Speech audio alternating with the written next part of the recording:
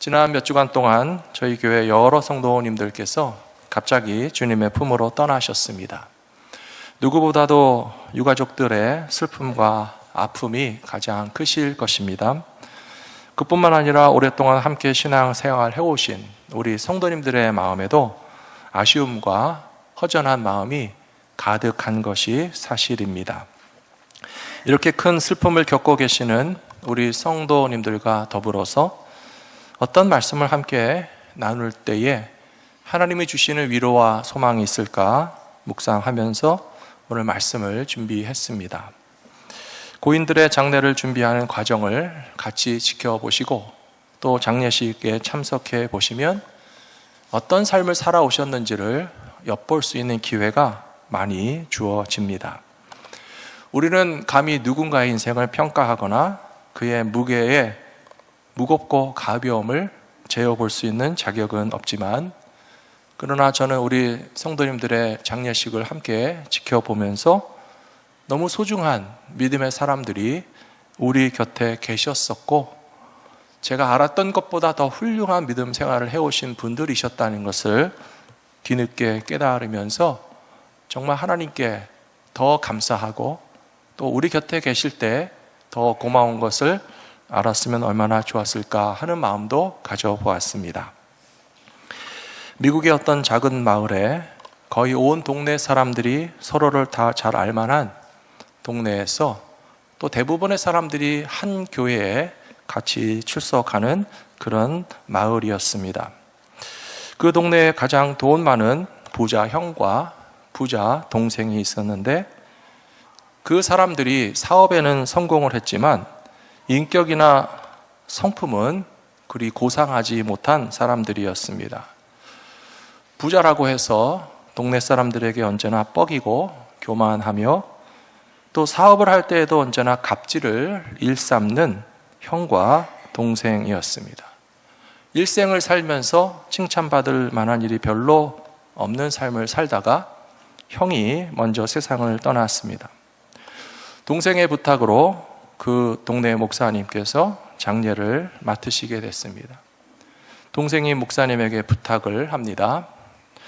목사님께서 우리 형님이 어떤 분이신지 잘 아시겠지만 그래도 장례식에서 한 말씀이라도 우리 형이 참 좋은 사람이었다라고 말씀해 주실 수 없을까요? 우리 집안에 체면도 있고 해서 부탁드린다고 이야기했습니다. 목사님이 무척 고민이 되었습니다. 고인에 대한 예의로라도 그분은 참 좋은 분이셨다라고 말하고 싶지만 아무리 생각해봐도 착한 일을 한 적도 없고 좋은 일을 한 적도 없는 사람에게 뭐라고 이야기해야 될지 고민을 하시다가 장례식에서 이렇게 말씀하셨습니다. 지금 우리들 앞에 누워 계시는 이 고인은 동네 사람들 잘 아시는 것처럼 갑질도 많이 하셨고 인격적으로나 재산상으로나 남에게 좋은 일을 한 것이 하나도 없지만 그러나 이 앞에 있는 동생보다는 좋은 사람이었습니다. 이 앞에 앉아있는 동생보다는 참 괜찮은 분이었습니다 라고 이야기하시더랍니다. 웃어야 할지 울어야 될지 모르는 상황인데요, 저는 이 이야기를 생각할 때마다 저의 장례식에서 여러분들이나 어떤 조문객들이 저를 어떻게 기억하실까 하는 고민을 하게 될 수밖에 없습니다. 또 정반대의 경우도 있습니다. 이민교회에서 있었던 이야기 같습니다. 어떤 남자 성도께서 세상을 떠나셔서 목사님께서 장례식에서 위로의 말씀을 전하시는데 처음부터 끝까지 고인에 대한 칭찬뿐이었습니다. 고인은 참 친절하셨고 주변 사람들에게 베풀기를 좋아하셨고 너그러운 분이시고 이해심이 많은 분이시고 가족들을 잘 돌보시고 너무나 자상하시고 가정적이시고 모범적이신 분이셨습니다 라고 쭉 이야기를 하시는데, 유가족 가운데 미망인께서 듣고 계시다가 옆에 있는 따님에게 이렇게 이야기했다고 합니다. 야야, 지금 목사님께서 뭐라 하시노? 저기 앞에 누워있는 분이 네 아버지 맞는지 확인 좀 해보그래. 딴 사람 같다라고 하는 거죠. 사람의 인생을 기억하는 데 있어서 차이가 많이 날 수 있습니다. 좋게 기억하실 분도 있고 안 좋은 기억을 가지실 분도 있겠죠. 첫 번째로 하나님께서 기억하시는 인생은 여호와 앞에서 믿음으로 사는 삶입니다. 오직 믿음으로 살아야 된다는 말씀입니다. 하나님께서 인생을 평가하시는 기준은 얼마나 돈을 많이 벌었는지가 아닙니다. 얼마나 세상에서 성공을 했는지도 아닙니다. 세상 사람들에게 얼마나 인기가 많아서 그 사람 이름 석자만 되면 다 아는 사람이라고 해서 하나님께서 크게 보시는 것도 아니고 귀하게 보시는 것도 아니고요. 무슨 일을 만나든지 믿음으로 살았다면 하나님께서는 그 인생을 값지고 귀하게 여기시며 기억하여 주실 것이고, 믿음 없이 살았다면 하나님도 기억하실 일이 없다라고 하는 사실을 우리는 깨달아야 됩니다. 시편 116편 8절 말씀해 보시면, 주께서 내 영혼을 사망에서 내 눈을 눈물에서 내 발을 넘어짐에서 건지셨나이다. 내가 생명이 있는 땅에서 여호와 앞에 행하리로다 라고 되어 있습니다. 사람의 인생은 다 똑같습니다. 여기 8절 말씀처럼 우리는 죽을 일 쌓인 세상을 살아가고 있습니다. 눈물 흘릴 일 많은 세상을 살아가고 있습니다. 우리가 일생을 살아가면서 얼마나 실족하기도 하고 넘어지기도 하고 유혹과 시험에 빠질 일이 많은 인생을 살고 있습니까? 그럼에도 불구하고 오직 믿음을 가지고 살아간다면 하나님께서 우리의 인생을 가장 귀하게 인정해 주실 거라고 저는 믿습니다. 아브라함에게 죽을 일이 없었겠습니까? 이삭에게 눈물 날 일이 없었겠습니까? 야곱에게 넘어질 일이 없었겠습니까? 그럼에도 불구하고 아브라함도 이삭도 야곱도 믿음으로 살았으니까 그들을 가리켜서 믿음의 조상이라고 성경에 쓰여 있고, 하나님은 믿음이라고 하는 잣대를 기준으로 해서 인생의 무게를 달아보시는 하나님이시라는 사실을 잊지 마셔야 된다는 것입니다. 히브리서 11장 6절 말씀해 보시면 하나님을 기쁘시게 하기 위해서는 믿음이 필요하다고 되어 있습니다. 믿음이 없이는 하나님을 기쁘시게 하지 못하나니 하나님께 나아가는 자는 반드시 그가 계신 것과 또한 그가 자기를 찾는 자들에게 상 주시는 이심을 믿어야 할지니라. 지난 주일에 들으신 말씀 다 기억하시죠? 항상 기뻐하기 위해서는 어떻게 사셔야 된다고요? 남을 기쁘게 해야 된다고 말씀드렸어요. 항상 기쁘게 사시려면요, 나의 기쁨을 추구해갖고는요, 기쁨이 만족하지가 않고 채워지지가 않아요. 다른 사람을 기쁘게 하는 것을 위해서 살아보십시오. 나에게 돌아오는 기쁨이 넘쳐나고요, 1배, 2배, 3배, 4배는 될 거라고요. 사람을 기쁘게 해도 사람의 기쁨이 우리에게 돌아오게 될 줄로 믿습니다. 그런데 히브리서 11장 6절에서는요, 하나님을 기쁘게 할 수 있다고 그랬어요. 믿음이 없이는 하나님을 기쁘시게 하지 못하나니 그에게 나가는 자들은 그가 계신 것과 자기에게 나오는 자들에게 상 주시는 하나님이신 것을 믿으면, 하나님께 기쁨을 드리면 뭐가 돌아오겠습니까? 어느 교회 성도님들이 있어요? 하나님을 기쁘시게 하면 하나님이 뭘 주실까요? 기쁨을 주시겠죠. 지난주일에 들었던 말씀이랑 좀 연결해서 좀 AI 같이 머리를 돌려보세요. 하나님을 기쁘시게 하면 하나님 뭘 주실까요? 기쁨 주시는 거예요. 그러나 분명히 나와 있습니다. 믿음이 없이는 하나님을 기쁘시게 할 수 없고, 믿음을 가지고 하나님을 인정하고 하나님을 의뢰하고 하나님을 확신하고 하나님이 계신 것과 믿음으로 사는 자들에게는 상까지 주시는 하나님이신 것을 믿으면 하나님이 기뻐하시고 하나님의 기쁨을 저와 여러분들에게 반드시 주실 줄로 믿습니다. 지난 화요일 저녁에 장례식을 가지신 권사님이 계십니다. 제가 권사님 장례식에서 동생분과 막내 아드님의 조사를 들으면서 또 한 번 감동과 감사의 마음을 경험했습니다. 정말 훌륭한 믿음의 권사님이셨다는 것이 저는 너무 고마웠습니다. 권사님은 미네소타에 이민을 오래전에 가셨는데요, 5남매를 키우셨다고 그래요. 오래전에 이민 가셔서 5남매를 키우시려니까 김치를 각종 김치를 산더미같이 하셨고요. 그 식구들을 또 한국마켓 먼 곳에서 키우시려니까 콩나물까지 키우셨다고 그래요. 그래서 빨간 바켓스에다가 콩을 담아놓고 물을 붓고 덮어놓고 또 물을 주고 덮어놓고 하면서 그렇게 손수 가족들의 밥상에 항상 밥을 차려서 먹이시는 권사님이셨는데도 불구하고 막내 아드님의 추억 속에서 하시는 말씀이 우리 어머니는 한 번도 찌푸린 얼굴을 본 적이 없다고 그러셨어요. 항상 자식들을 향해서 웃는 모습을 보여주시고 반가워하시고 축복하며 학교를 보내고 웃으면서 사랑으로 학교 갔다 오면 맞이해 주신 어머니가 기억난다고 추억하셨습니다. 그런데 그 어머니께서 엄격하게 반드시 하라고 하신 것이 하나 있었으니 교회에 나가서 예배 드리는 것은 절대 빠지면 안 된다.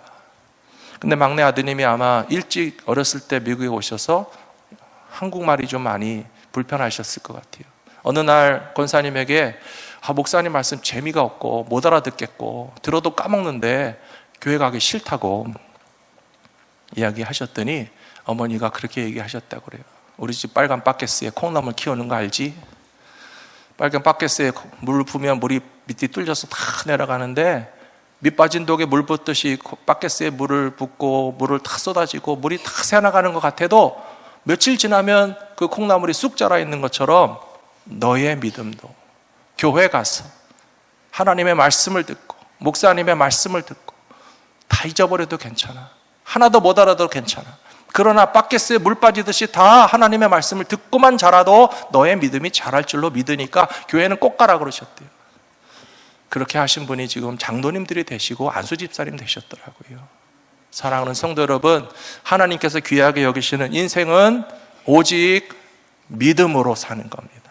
하나님의 말씀을 듣고 여러분들의 믿음이 자라서 하나님께서 귀하고 소중하다고 칭찬하시고 인정받는 복된 삶을 살아가시게 되기를 축원합니다. 두 번째로 하나님께서 기억하시는 인생은 구원의 은혜를 보답하며 서원을 이루어가는 삶입니다. 오늘 시편 116편 말씀해 보시면 내게 주신 모든 은혜를 내가 여호와께 무엇으로 보답할까? 14절에 보시면 여호와의 모든 백성 앞에서 나는 나의 서원을 여호와께 갚으리로다 라고 되어 있습니다. 교회를 다니시는 분들은 서원이라는 말을 써보셨고 들어보셨을 거예요. 서원하신 분도 계실 거고요. 다른 사람의 서원에 당하신 분도 있으실 거예요. 엄마 아빠가 믿음이 좋아가지고 아들을 딱 낳았고 얘는 신학교 보내서 목사 만들겠습니다 서원해버리면 나중에 어떻게 되나요? 목사님 되시면 참 좋겠지만 전혀 준비가 안 됐고 생각도 안 했던 자식이 엄마 아빠의 서원으로 나 신학교에 가야 되나? 목사 돼야 되나? 그런 일이 종종 있기 때문에 서원은 함부로 하지 말라라고 하는 말도 있는 것입니다. 그런데요, 성경적인 서원은 그런 서원이 아닙니다. 자발적으로 하셔야 되고요. 여기 시편 116편에 나와 있는 말씀처럼 내게 주신 모든 은혜 무엇으로 보답할까라고 하는 은혜 받는 일이 먼저 있고 나서 받은 은혜 보답하기 위해서 나 자신을 어떻게 드릴까라고 하는 것이 서원이지, 이런 식으로 남의 서원을 함부로 하셔도 안 되고요. 또 어떤 분들은 좀 이상한 서원을 합니다. 하나님, 우리 아들 좋은 대학 입학하면 제가 교회에서 충성 봉사하겠습니다. 하나님, 우리 사업 성공해서 대박 나면 헌금 많이 하겠습니다. 그런 소원이 나쁘거나 틀린 것은 아니지만요, 나중에 하겠다라고 하는 서원은 못 지키는 수가 많아요. 여러분, 진짜 서원이 뭔지 아십니까? 내게 주신 모든 은혜 무엇으로 보답할까? 일단 먼저 드려야 돼요. 사랑하는 성도 여러분, 성공 후에, 합격 후에, 영주권 받은 후에, 문제 해결 후에, 건강 받은 후에, 내가 은혜 받은 후에 나중에 안 까먹으면 혹시 할지 몰라요. 그건 절대 서원이 아니에요. 이미 은혜를 받고서 내게 주신 모든 은혜 어떻게 내가 지금 보답해야 될지 몰라서 내 자신을 주님 앞에 먼저 드리고 그 믿음 가지고 살아가다 보면 하나님이 우리를 받으셨으니 우리에게 아름답고 좋은 것들로 먼저 채워주시고 넘치게 하여 주실 줄로 믿습니다. 이와 같은 믿음의 삶을 살아가시는 저와 여러분 모두가 되시기를 부탁합니다. 고린도전서 15장에 보시면 사도 바울이 그런 사람이었습니다. 내가 나 된 것은 하나님의 은혜로 된 것이니 내게 주신 그의 은혜가 헛되지 아니하여 내가 모든 사도보다 더 많이 수고하였으나 내가 한 것이 아니요 오직 나와 함께 하신 하나님의 은혜로다. 사도 바울은 잘 알았습니다. 나의 나 된 것은 하나님의 은혜로 된 것이에요. 하나님의 은혜가 아니었으면 사도 바울은 이상한 삶을 살았을 거예요. 십자가의 원수로 살았을 거예요. 교회의 파괴자로 살았을 거예요. 예수님도 모르고 살았을 거예요. 구원도 받지 못했을 거예요. 율법주의로 자기를 얽매이고 남을 쥐어 틀어막으면서 다른 사람도 천국까지 못하도록 회방꾼의 삶을 살다가 망할 수밖에 없었을 텐데, 사도 바울이 나도 예수 믿고 나도 구원받고 나도 하나님의 은혜를 입은 것을 생각하니 나의 나 된 것은 하나님의 은혜로 된 줄로 깨달아서 내게 주신 모든 은혜 무엇으로 보답할까 생각하며 서원으로 자기를 드렸습니다. 복음 전도자와 사역자로서 살게 된 것은 하나님의 은혜라고 고백하게 되는 것처럼 저와 여러분의 삶도 하나님 앞에 서원하여 드릴 것은 바로 나의 자신의 인생이라는 사실을 기억하시는 모든 성도님들 되시기를 축복합니다. 지난 주간에 조용히 묘소에 잠드신 우리 전도사님 85년의 생애를 사시면서 여러 교회에서 헌신하시고 사역하셨습니다. 특별히 파라과이의 이민교회에서 아순시온에서 사역하실 때 몇 년 안 되는 사역 기간이셨는데도 불구하고 그때부터 전도사님의 기도와 사랑에 감동받아서 지금까지 잊지 못하고 믿음 안에 교제를 나누시는 우리 성도님들이 우리 교회에 많이 계세요. 그리고 그런 성도님들 덕분에 전도사님께서는 여러 군데 사역을 은퇴하신 후에 저희 교회에 오셨어요. 근데 제가 전도사님의 장례식 순서지를 보면서 이력과 경력을 보니까요, 좀 재밌는 사실을 발견했습니다. 한국에서 사역하신 교회, 파라과이에서 사역하신 교회, 미국의 여러 군데서 사역하신 교회들이 다 있었지만 제일로 오래 다니신 교회는 갈보리 믿음 교회였어요. 이게 왜 재밌다고 생각하는지 아십니까? 여러분들 가운데는 저희 교회 은퇴 후에 등록하시는 분 계세요. 직장을 은퇴하시고 사업을 이제 다 정리하시고 이제 좀 은퇴 후의 삶을 위해서 LA 코리아타운 오신 다음에 저희 갈보리 믿음교회 찾아오시는 분들이 계시는데요, 제가 드릴 말씀이 있습니다. 여러분, 평생에 제일로 오래 다니는 교회가 우리 교회가 될 가능성이 큽니다. 그리고 전도사님처럼 평생에 가장 긴 기간 동안에 행복하게 신앙생활할 수 있는 교회가 우리 교회가 되시기를 축복합니다. 너무 감사한 것은 전도사님은 은퇴 후에 저희 교회에 오셨음에도 불구하고 말없이 많은 사역을 하셨어요. 교회에서 맡겨드린 사역이 아니었습니다. 전도사님으로 은퇴하셨기 때문에 그냥 스스로 하신 사역이에요. 우리 교회에서 기도 사역하셨어요. 혼자서. 우리 교회에서 예배 사역하셨어요. 은혜 받는 예배 드리셨어요. 우리 교회에서 위로하는 사역을 하셨습니다. 셀 멤버가 됐던, 새가족이 됐던, 성도들이 됐던, 교육자들이 됐던 격려하는 사역을 하시고 사랑의 사역을 하시면서 전도사님은 정말 사역자로 태어나서 사역자로 살았던 분이기 때문에 은퇴했어도 사역을 은퇴하신 것이 아니고 그냥 미니스트리를 우리를 위해서 하시더라고요. 저를 위해서도 얼마나 많은 사랑을 베풀어 주셨는지 모릅니다. 나이로 보아도 저는 아들뻘입니다. 사역으로 보아도 한참 후배입니다. 산전수전을 겪는 사역을 저보다 이미 오래전에 다 경험해 보신 분으로서 이런 분들의 눈에 볼 때에는 저의 모습에도 부족한 점이 많을 텐데 후배 사역자들에게 흠과 실수와 더 잘할 수 있겠다 싶은 마음이 있으셨겠지만 단 한 번도 부정적인 지적을 해주신 적이 없어요. 언제나 칭찬뿐이셨어요. 언제나 감사하셨어요. 언제나 격려하셨어요. 사역자로서 사역자를 이해해 주시고 눈물을 많이 흘려보신 분으로서 저의 눈물을 이해하시고 교회를 섬긴다는 것이 얼마나 남몰래 말할 수 없는 수고와 아픔이 있는지 아시는 분이기 때문에 저와 다른 목회자들을 격려해 주시는 그런 미니스트리를 하시다가 내게 주신 모든 은혜 무엇으로 보답할까? 나의 서원을 여호와께 갚으리로다라고 하는 믿음대로 살다가 주님 품으로 떠나셨습니다. 그래서 세 번째로 우리가 기억할 것은요, 이와 같이 살았던 분의 경건한 자의 죽음은 하나님께서 귀하게 여기신다는 사실입니다. 세 번째 말씀입니다. 하나님께 칭찬받는 경건한 삶을 살아갈 때에 그 죽음조차 하나님은 귀하게 보신다는 사실을 우리는 깨달아야 됩니다. 시편 116편 15절의 말씀에서 그의 경건한 자들의 죽음은 여호와께서 보시기에 귀중한 것이다 라고 되어 있습니다. 저는 이 말씀을 읽을 때마다 큰 도전을 받습니다. 이것이 기독교구나. 기독교가 바라보는 죽음에 관한 진실을 정확하게 알려주시는 말씀입니다. 사랑하는 성도 여러분, 우리의 믿음은 죽음을 초월하고 극복한 종교라는 사실을 잊지 마십시오. 단지 그냥 나는 죽는 것도 무섭지 않아, 별거 아니야, 그렇게 깡으로 버티는 이야기가 아니고요, 기독교에는 정말 죽음에 대한 신비가 있고 답이 있고 영원이 있고 부활이 있어요. 그것은 우리가 믿는 신앙의 핵심 중에 핵심입니다. 예수님께서 이 세상에 오신 목적이 무엇이었습니까? 십자가에서 죽으시기 위해서 오셨어요. 그럼 예수님이 무슨 자살 특공대입니까? 아니에요.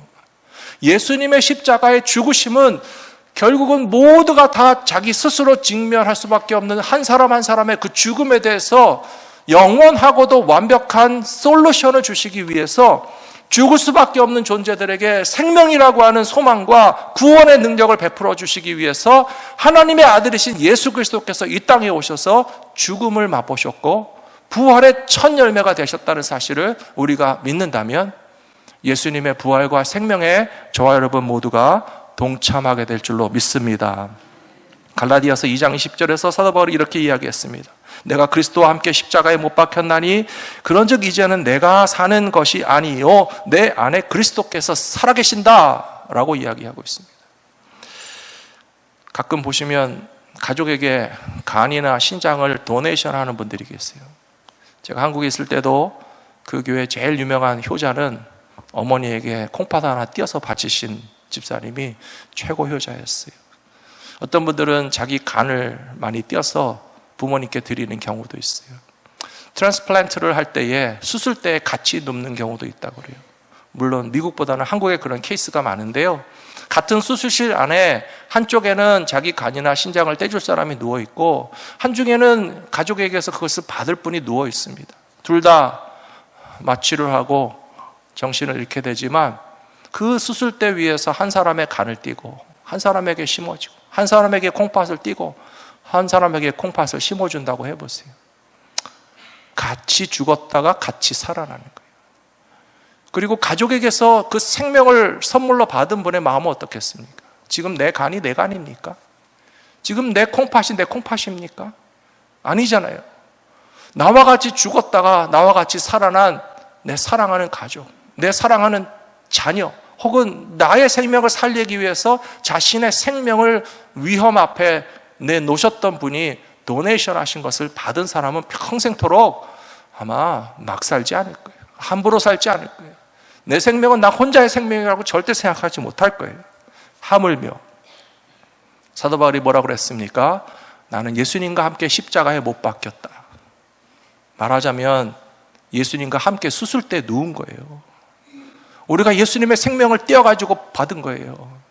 예수님의 생명을 떼어서 우리에게 주시지 않았다면, 우리가 예수님과 함께 죽었다가 예수님과 함께 살아나지 않았다면 나의 생명에 과연 존재할 수 있을까? 사도 바울이 갈라디아서 2장 20절에서 하는 말씀은 바로 그것입니다. 그래서 저는 답을 찾았습니다. 왜 시편 116편에서 경건한 자의 죽음을 하나님께서 귀하게 보신다고 그랬을까? 모든 생명이 다 귀하지만 하나님께서 보시기에는 아들의 생명을 가진 자가 귀한 겁니다. 예수의 생명을 가진 자들이 귀한 겁니다. 저와 여러분들이 다 한 사람도 빠짐없이 예수 그리스도의 생명을 가지고 예수 그리스도의 생명을 가득히 가지고 살아갈 때 우리가 죽어도 하나님은 놓치지 않으실 거예요. 뺏기지 않으실 거예요. 버리지 않으실 거예요. 내 아들의 생명을 가진 여러분들을 하나님께서 반드시 하나님의 나라로 인도해 주실 것이라고 믿습니다. 예수님의 생명 가지고 살아가시는 주님의 백성들 되시기를 축복합니다. 빌립보서 1장 20절에서 사도 바울이 이렇게 고백했습니다. 나의 간절한 기대와 소망을 따라 아무 일에든지 부끄러워하지 아니하고 지금도 전과 같이 온전히 담대하여 살든지 죽든지 내 몸에서 그리스도가 존귀하게 되게 하려 하나니 이는 내게 사는 것이 그리스도니 죽는 것도 유익함이라. 죽는 것도 유익함이라. 마지막 줄만 보고 이 사람은 뭐 죽는 게 별거 아닌가 보다. 아니에요. 사도 바울이 내게 살아계신 것, 나의 생명에는 그리스도가 계시기 때문에 이 육신의 죽음은 언제 끝나든지 끝나는 거 아무 상관없고 예수님의 생명이 내 안에 있으면 걱정할 것이 없다라고 하는 믿음을 가지고 살아갈 때에, 사랑하는 성도 여러분, 하나님께서 가장 귀하고 가치 있게 여기시는 인생이 되고 우리가 이 세상을 떠나가도 하나님께서 우리의 존재와 생명을 그리고 죽음까지도 귀하게 여기시는 복된 믿음의 삶을 살아가시는 갈보리 믿음교회 모든 성도들 다 되시기를 축복합니다.